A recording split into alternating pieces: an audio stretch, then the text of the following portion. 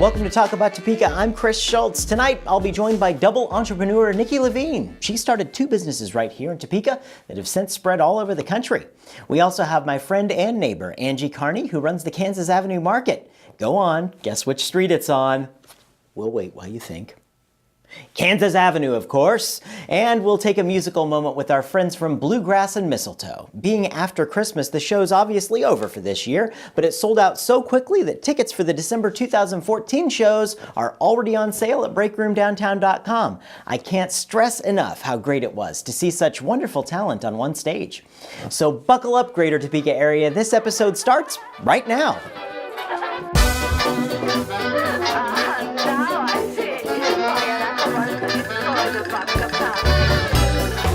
Well, folks, I am here with a local entrepreneur. She's got a couple of fantastic businesses you may have heard of. I'm here with Nikki Levine. How are you doing? It's nice to meet you. I'm great. Hey, thank you for being here with us. And I wanted to tell your story because we love entrepreneurs, especially local entrepreneurs, and that's you, right? Yeah, well, some of my friends call me a momtrepreneur because you have to juggle quite a few things at one time when you're a mom also. But I don't know what that's like personally. Buckle up, it's heading your way, I'm sure.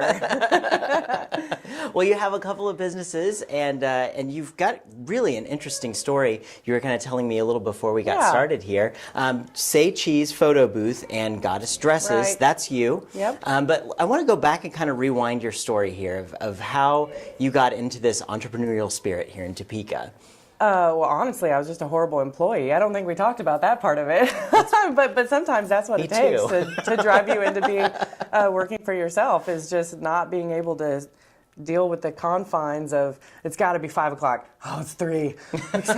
Sometimes that rots you to the core. Sometimes people can handle it, but for some of us, there's no way we can deal with that. Yeah. So that's how we end up on different directions. This side, right? That's right. That's right. But Say Cheez was our firstborn, and it was about 6 years ago that we started that company, and it is nationwide now. And we set up photo booths at parties, and I'm a little overqualified to count backwards from 5, but that's what my job is, and it's really exciting. But I get to meet different people all the time. Every time I go to work, it's a party. So any of the people who have fired me in the past, you'll know that now I got a job where I am actually at a party every time I go to work. That's cool. Where'd the idea for that come from? We wanted to rent one for my son's first birthday because I found that I was either the photographer or mom. And if I was mom, then there was no pictures at all. If I was a photographer, at least there was pictures, but I wasn't in them. Right. We didn't do selfies back then. Yeah. So we wanted to rent one. I had seen it on MTV, and the closest company was in Kansas City, and they wanted $1,200.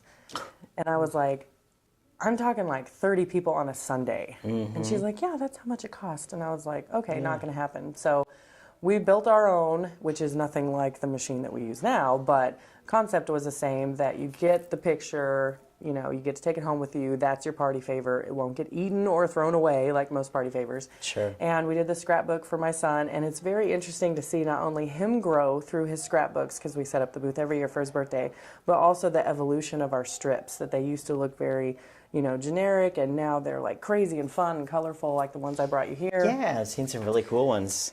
Like you have little strips here. We'll zoom the camera in on these, and I mean you have the larger size, larger prints as well. The green screen is what's really getting exciting, and this was for the Goddess Fashion Show. And so what we did is you're standing in front of green screen, but when the picture prints out, it looks like you're on the runway. So you're like, oh. Yeah. We've done some where it looks like you're surfing on a wave, or we did one in Kansas City where the theme was Dress to Kill, the James Bond. So it had the James Bond swirl in the background when the picture's printed out. So that was the cover of their program. So yeah, they really enjoyed that. And yeah, it looks like everybody just has a blast with this. Oh, yeah. It's hard. I mean, even when you get folks that are like, no, I'm not going to do that. Well, by the time I'm done with them, they're in there and they've got a silly hat on and holding up a fake mustache, but that's not an option. I know it sounds like a question, but you need to get in the booth now. So, yeah, we have a really good time with it. And you guys started this, and now there are other people that have bought into this. Nationwide now. The last booth that I made was booth number 60. So 60 booths. Yeah, and we build them custom because the ones that were out there, the machines on wheels. My husband and I are both, 6 foot, and we both had like a cheek hanging out. Like, it wasn't working out at all. And we're like eating the screen. And so we built our booth to not only be wheelchair accessible, but so that when you do have just 2 little kids, you can move the camera, zoom in on them, so you get the nice, this is what's important, is the face, not all this background. Sure. And then also so that you can zoom out. And we've had up to 17 people in the booth at one time before. Oh, wow. Yeah. That's more like a studio apartment in New York. That's what I tell people all the time. When the women are like, where do I put my stuff? I'm like, put it in there. It's bigger than my first apartment. Get in there. So yeah, that's been a lot of fun, and it's been a wild ride that I could have never expected. That's very cool. And you work with your husband on this, as you said. Yeah. How does that all work together? Well, we're the kind of couple that we couldn't be apart. So it's fine. We wouldn't have it any other way. We would be miserable without each other, and even though sometimes it appears we're miserable with each other, but anybody that works with their spouse, they know that it's a give and take. I mean, some people are at work on a Tuesday afternoon and we get to go to a movie, but we work on Saturday night, so that's the trade-off. So just kind of, it's a different sort of lifestyle. Yeah. And I think it's one you can get used to. Yeah. Pretty darn easily, right? Yep, right? we did. Well, and you have kids, right? And there was do. a little bit of that as a little inspiration behind the other business with Absolutely. Goddess Dresses. Tell us a little bit about that. When I had Kaizen, who's now 2, I was, like a lot of moms, go through kind of a funk, and the yoga pants stage is what I call it. And I certainly was not colorful back then, and I wasn't happy with my body, and most women, we go through that. So I found this dress miraculously, and it just totally changed my life. And if you ever get a chance to try it, not you women, if you ever get a chance to try it, or Maybe you, for who Halloween, knows? You never know, yeah. It could be fun. When you try on one of our dresses, it makes you feel like, very curvy, and it covers the stuff that you don't want to see. And the fact that they're only $20, I mean, that's the nice thing, is that any woman can afford to have that feeling. And the reason why we called our company Goddess is because we as a culture don't get to feel that way very much anymore. We look at what the models look like, and we think that we should look like that, and but this and that. And no, especially if you've made a person, hello, high five. Who makes people? Like, that's awesome. So that's where a lot of the inspiration for our company came from. And so, say Cheez, a photo booth that goes around to events, but you have parties for Goddess Dresses. How does that work? Goddess is totally different. People ask me all the time, well, is there a website or is there a catalog? No, because we do not want you to roll up to work wearing the same dress as somebody else. Our big thing is we will bring you 100 dresses to your house, set it up on a rack, and you come and shop and you play. And women don't get that anymore. That, oh my God, girl, I love that. And if you don't get that, I'm going to get that. And being able to try them on makes such a huge difference, because you know what you're getting. And so when you take the catalog aspect out of it, you have more fun, you have less returns, you have people getting instant gratification because they can wear this to work tomorrow. And you'd be amazed at how many people wear it to work the next day. Like, no, I don't want to have a party. Wear it to work the next day, and now all of a sudden it's like, I guess I'm going to have a party because it was all I could do to not sell the dress off my body. Yeah, the home parties are consultants where all over doing this, right? Absolutely. We've got over 30 girls here in Topeka, and we've got locations from Las Vegas, Oklahoma, Kentucky. They're all over the place. So it started right here. It started right here. Both those children were born here. In the fashion business, how does one get into the fashion business? I mean, well, you have to walk before you run, which is not a concept I'm very good at. Yeah, so, we all like to just start running. I know. I just want to start designing my own dresses now, but you have to have a lot of volume moving before you can have 100 of one dress hanging in any inventory. Sure. So, but it's really exciting. We got to go in August to Las Vegas to the show there, and we got to meet vendors from all over the world, and I got to try on their dresses and touch their dresses and meet them and who works for them and where are their manufacturing companies at, and that stuff is really important to me too. I want to provide an inexpensive dress so that every woman can afford it, but at the same time, I want to make sure they don't fall apart right away, and that you're getting a quality. Right, exactly. Yeah. Well, I think you're onto something, or maybe a couple of things, or maybe even more. I joke that I could write a business plan at the time it takes to shave my legs, so this probably won't be all you'll see from us. Well, Nikki, thank you so much for joining us and telling us your story. This is Nikki Levine, Goddess Dresses, or Say Cheez photo booths. Totally. How do people find out about these websites? 1-800-SAY-CHEEZ goes right to my cell phone. Okay. And Goddess Dress Parties, same thing. You can call me, or your best bet is to go to our Facebook because I post fashion stuff all the time, and it's palpable, like what we could actually wear in Kansas, and ways that you can use the stuff that's already in your closet to try to, change your look without spending a ton of money. So, Well, keeping that entrepreneurial spirit alive. Nikki, thank you so much for joining us. I Thanks for really having me. appreciate that. And once you're all like famous and like global and everything, come back and talk to us again. And Absolutely. and remember us. I will. Thanks, I will. Nikki. Thank you very much.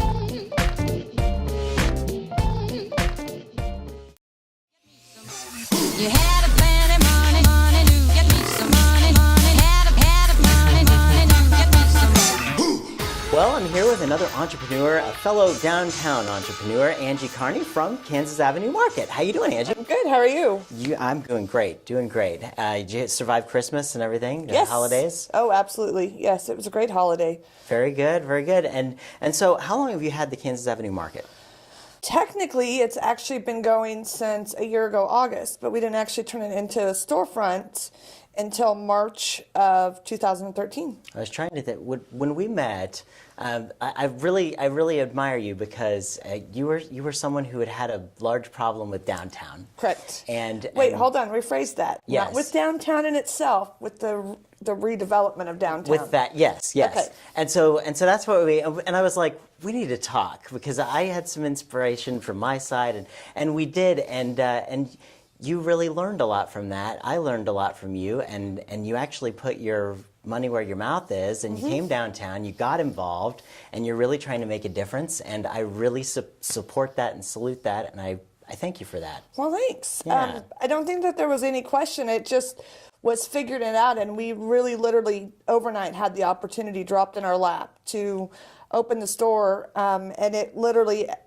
as most people know, we've literally just since day one, we've been growing and changing and maneuvering around. And right now we're on a 2-week vacation because we're getting ready to revamp the store again. So that's how it's been since day one. And most people seem to really enjoy it. Absolutely. How did that whole concept, the grouping of people together to bring them all together? You had like home party people and you had like all we types of started folks. with that. Uh-huh. And then we just kind of found that long term it wasn't going to work.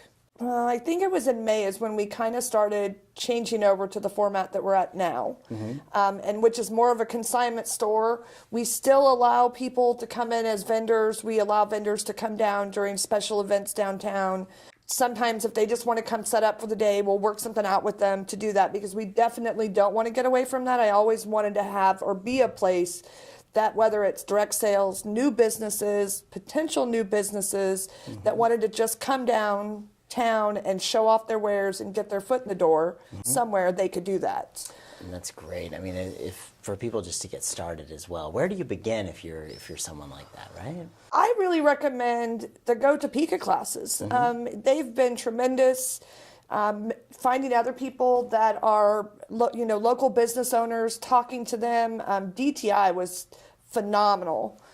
Since day one, a relationship that, again, kind of started off rough, turned into, I see it, Vince and Edie as two of my best friends and my mentors in bringing the business downtown. And when I have issues, going to them. Definitely an accountant. An accountant is very good. Yeah, that's it. I've learned that. At Important. first, I tried to do it all by myself, and then I had to realize that, oh, nope, time to hand it over. Your brain just goes, Yeah. Well, and when you do it like we do, we go to sales, and now, we're bringing in, we've got 1,200 square feet to cover. that's quite a bit of space So, down there, yeah. we're hitting sales and garage sales and wholesale places, trying to bring stuff into the store, trying to deal with that, plus the financial part is not fun at all. You just want to buy stuff and sell stuff, right? Yeah, it's kind of like if you're a shopaholic, have a consignment store, because then you can shop without feeling bad about it because you can actually bring it into the store and resell it. And what do you think about everything that's going down here, like the neighborhood, as the other business owners that are down here? Do you feel everybody kind of coming together? And what's your forecast there? I feel like that we are starting to. I think that the knowledge now that we are going under construction, and that if we don't come together, that it's really going to cause a problem, I think, once the construction. And I see everybody working together. I see everybody trying to really make things happen down here. And I just hope that Topeka continues to support all the businesses, not just mine, during that construction, and that they make an effort to go out of their way whenever we do go under the knife. That's right. And when this construction process happens and everything's going on, how do you feel? How do you feel about what we're going to be able to have at the end of the day? I think it's going to be fantastic. I really think it's going to change. Right now, it just kind of looks like a downtown that people have forgotten about. But I think with a lot of the changes, it's going to be pretty spectacular, honestly. And I think when I was in leadership class, they talked about long-term plans. Right. You know, that the interstate's going to change, that so much is going to happen over the next 10 years, that when it's all said and done, that I think that Topeka is going to be pretty spectacular. There's a lot of thought going into that big comprehensive plan. Yes. You know, talking about the interstate being changing and how, you know, Noto and downtown and all the pieces that are down here. There's been a lot of thought. Much more than we could even just explain about how that has come together, right? I mean. Yeah, I just went on vacation to Washington, D.C., and the one thing I really paid attention to is how there was almost like different neighborhoods, which with us, it would be like Noto and downtown, but how they all just kind of came together and just made this spectacular landscape. Now, granted, I doubt that we're ever going to be Washington, D.C. by any means, but... They might move the Capitol here. Yeah, they might. We have a nicer Capitol building than they do, right? Yeah, well, but it's big. It's really big. Like, I walked up to the steps and I was like, oh my goodness. Yeah. But no, I mean, just looking at some of them, I actually called Vince this morning and I said the bike share program they have down there would be spectacular for Topeka. You literally get to rent a bike.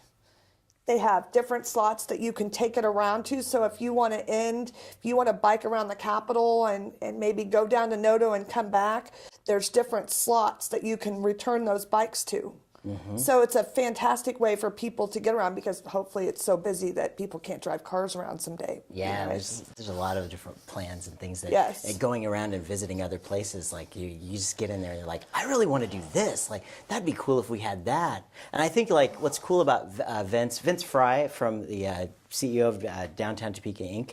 And Edie Smith, those guys down there, they've all been on the show before. Right. What's really cool about those guys is that if you have an idea like that, call them up and tell them. I did. I mean, right, and that goes for anybody out there who wants to get involved with the process. There really is a push that we want downtown to be owned by everyone and everyone to have some positive piece of it. And I think what's really cool is with all that private funding that they've got coming in here, there's going to be so many things happening that are going to be cool amenities that are going to show off what we have to offer as a community, because there's going to be a little piece of it put here and a little piece put there. And just a walk down Kansas is going to be like, this is Topeka. Yes. Yeah. Well, and we were just discussing little things like some of the shops downtown now getting more souvenirs, things like that would bring people downtown outside of the Capitol, creating flyers or whatever that get into the Capitol so that people know we're here. I mean, so there's not a whole lot of signage at this point that says, hey, we're here. But it's getting there. I mean, the word's getting out. I mean, I've got a ton of people that have came down, whether it's because they've heard us on Facebook or the newspaper ads, or a friend told a friend told a friend, and they come in and they're like, wow, I didn't even know downtown existed anymore. And I'm like, yeah, walk down here. There's the Merchant. Walk over here. Oddfellows. So it was really cool. We actually had people the Saturday before Christmas that specifically came downtown to get away from Wanamaker, and they literally, even though it was 30 degrees out, were walking around downtown, hitting every single shop, had their Christmas list, and were making their plans and stuff for Christmas, and we're doing it all locally, which was. I was guilty of something this year, and when I went around, because I wanted to do this special on our show about shopping downtown and really showing off all the businesses. And I've had my business down here, I've lived down here, like that. It's the neighborhood that I'm in, and until I actually got up, went into all of the stores that I could get into, and actually met the owners and saw everything that they had. there's a little bit of everything, and some of the people that are down here, well, all of the people that are down here, they're really dedicated to what they do. Yes. It's not about the dollar as opposed to them doing their business that they really love, and it's gonna. I mean, it's really a special place, and if a small entrepreneur wants to get into business, downtown is a very viable absolutely. option. It's got a great support network. It's not all about the price of your real estate, or Right. it's really about being a part of something as a neighborhood, and I think we feel that. Well, and I can't speak for every, landlord downtown, but my landlord, I feel like, has gone out of their way to help us be comfortable. And I hear stories of other business owners that have either left the building that they were in or can't leave because they're in this, long lease. And they're just like, oh my goodness, it's horrible. The building's horrible, and it's like, I feel like I'm kind of gotten lucky because I have a landlord that supported us and has kind of also helped us through the process, because I literally, was given the option to start this business, and within 2 weeks the door was open. I mean, and that's almost unheard of. And it's just been growing and changing and maneuvering ever since then. And I don't know. I love downtown. I do. And I put my money where my mouth was. I came down and I did complain and caused a ruckus. I remember, And in a weird sort of way, I'm really glad that I did now, because I don't know if I had just sat at home and written a letter to city council saying, I don't want to do, I don't think this is a good idea, I would have never taken the steps that I did. But what I look at now is that this was, so many people complain, but never become part of the process. Yeah. And I complained, and then I realized I really had no right to complain because I wasn't a part of the process. And slowly but surely I made my way there, and I'm not going to complain. But you know what? Since you got involved, you have every right to. Thank you so much, Thank Angie. you. That's Angie Carney. Go check her out and at Kansas Avenue Market. Tell us the address. 628 South Kansas Avenue, right across the street from Wolf's Camera. And when are you open down there? Tuesday through Saturday, 10:30 to 5:30 will be our new hour starting January 8th. All right, folks, go down and check it out. Another wonderful, locally owned business. Yes. The Kansas Avenue Market. Angie, thank you so much for joining us. Thanks again to Nikki Levine and Angie Carney. We'll see you next week, but to play us out, here's that clip I promised from Bluegrass and Mistletoe. Again, tickets for the 2014 show are already available at breakroomdowntown.com. I'm Chris Schultz. Keep talking about Topeka. Gentlemen, perhaps we should demonstrate our hill country philosophy and echo the philosophy of our hill country upbringing. Echo, echo, echo.